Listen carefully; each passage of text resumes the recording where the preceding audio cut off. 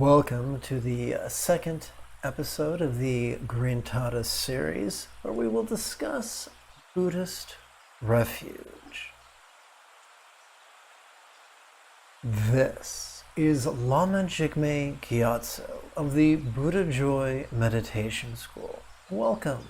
Meditate like a Jedi. This is the Lama you are looking for. We will explore Buddhist Refuge. But first, if you love Star Wars and you want to learn how to meditate as effectively as Qui-Gon Jinn, be sure to subscribe and ring that notification bell.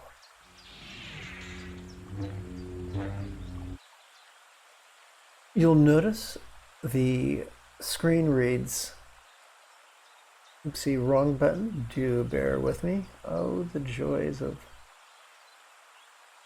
The screen reads Refuge and Bodhichitta. So this video we're dealing with Refuge, and in the next video we will explore Bodhichitta.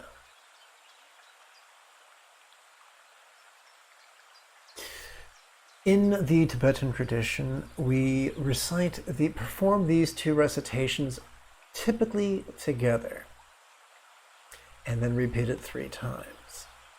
However, today we're just going to explain the first bit. So, quick review, going to take a moment to insult everyone's intellect.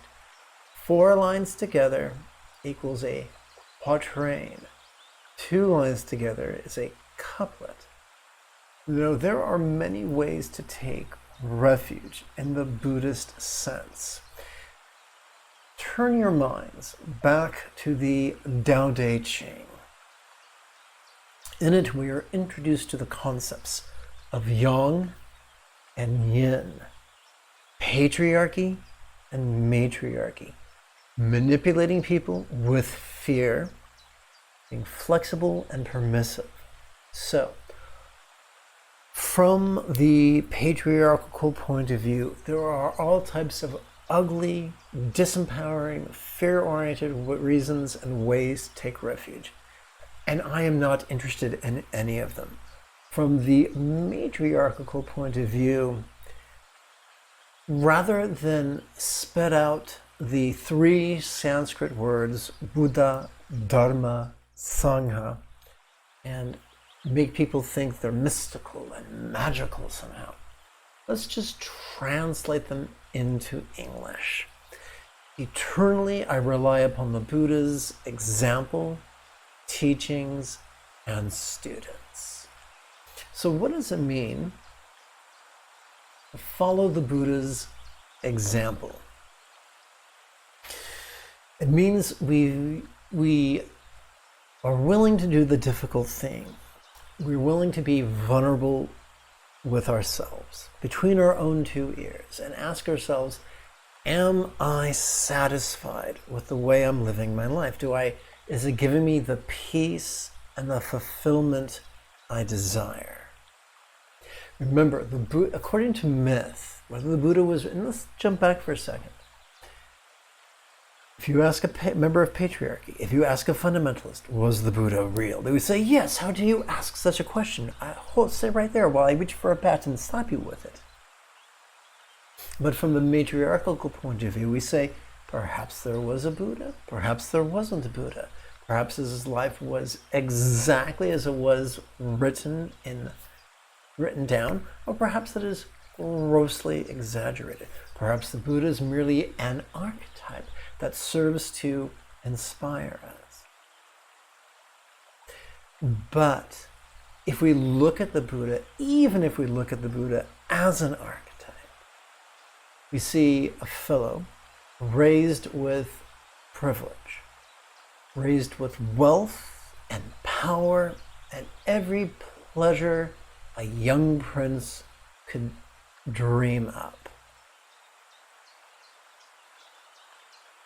Debaucheries that would make Bacchus blush. And yet, at a certain point in his late 20s, he had an epiphany, and it just felt like something's missing. Pleasure's fun, money's fun, hours fun, but I'm not feeling peace. I'm not feeling fulfillment.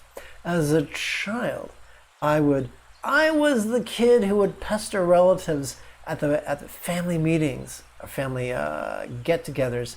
What's the meaning of life? And I annoyed everyone accidentally. We have to have the courage to ask ourselves that question and to ask society that question. And yes, that will be a dinner bill to some predators. We must do that with eyes wide open. What does it mean to follow the Buddha's example? It means not to be frightened of trial and error. The test of a teaching is not its resume, credentials, or letters of recommendation. The test of a teaching we discover in the laboratory of our own body and mind. When we receive a teaching, we practice it every morning and every evening for 7 consecutive days. At the end of the 7th day, we can evaluate our results and note and ask ourselves the difficult question. Am I more angry? Am I more frightened? Am I more peaceful? Am I more loving? And based upon that information, evaluate the value of the practice. The Buddha's teachings are debatable. 500 years elapsed between the death of the real or archetypical Buddha and the time they were first written down.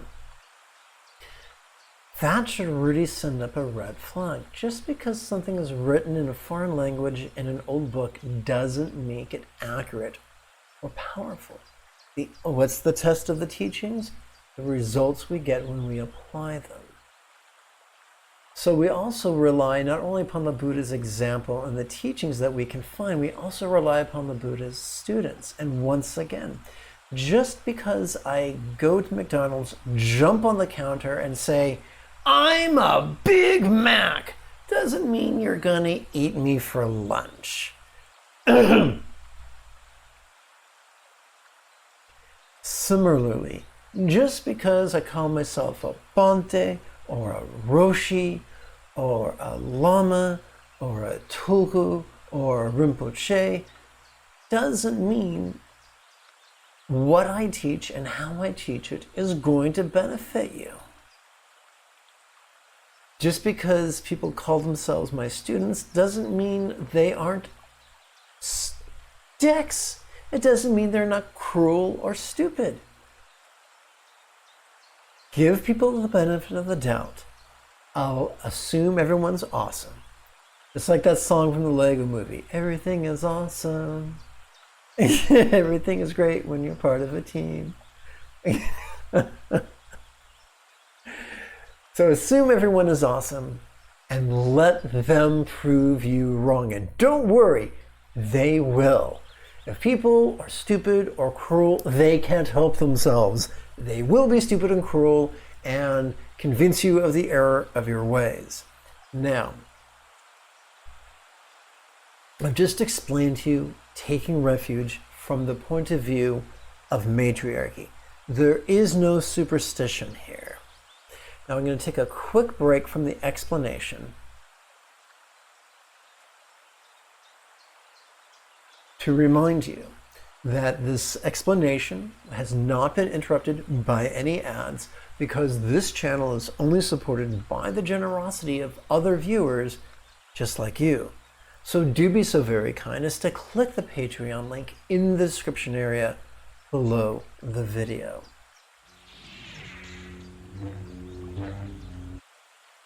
So we have been, now if we had been practicing this from the patriarchal point of view, we would have said, man, if you recite this in Sanskrit, if you say Namo Guru, Namo Buddhaya, Namo Dharmaya, Namo Sanghaya, that's such a powerful mantra. It'll make the hairs in your arms stand up. It'll give you goosebumps up your neck. It'll scare away the ghosts and the villains and the scary things that go bump in the night. Oh, it'll purify your bad karma and give you good karma. And with that good karma, you can invest it in the dreams of avarice. What a crock of shit, eh? From the matriarchal point of view, it's just a reminder that we're going to follow the example of the archetype of the Buddha. We're going to apply his teachings. And if we find people who claim to be doing likewise and whose example and whose kindness are beneficial, then we will befriend them and allow them to befriend us. We will allow them to help us when we need help, and we will use our skill sets to help them in a secular way whenever they need help. You know, just because life's, the meaningfulness of life, the richness of life, the fulfillment of life is directly proportional to the degree to which we are of service to others in a sustainable way. So for instance, if you are an attorney and someone needs help with the law, that's great, you can help them with that. If you are a mechanic and someone needs help with the car, you can help them with that. As healthy mammals, and you'll hear me say this a lot, we are born with an anterior cingulate gyrus. Ask a neuroscience, they'll tell you that is our empathy center. We are wired for cooperation and compassion. It is wired to our secondary reward system, our mammalian reward system, our oxytocin-oriented reward system. So cultivating friendships with kind-hearted, wise fellow Buddhists could aid one on one's meditation journey. Now, if you don't know of any Dharma centers in your neighborhood, you can find groups on Reddit and you can find groups on Facebook. And yes, some are creepy and cruel and some are wonderful. If you don't know where to find any, just explore, let's see here. I'm not sure if that's doable. Just explore the description area below the video and you'll find a link to a private group for my students. And you're welcome to join that on Facebook. It's free, like everything else I do. But that's it. So I'm going to chant the first couplet, just so you know how it sounds. And you don't have to chant it. And now I've got a terrible voice. Eternally I rely upon the Buddha's example, teachings, and students. Chanting can be a lovely way to get your blood pumping, to wake yourself up, to kind of center yourself before you meditate. To kind of set yourself up for success. We've explored Buddhist Refuge. In the next video, I'd like very much to explain this word and help you understand what it means. This whole bodhicitta mystery.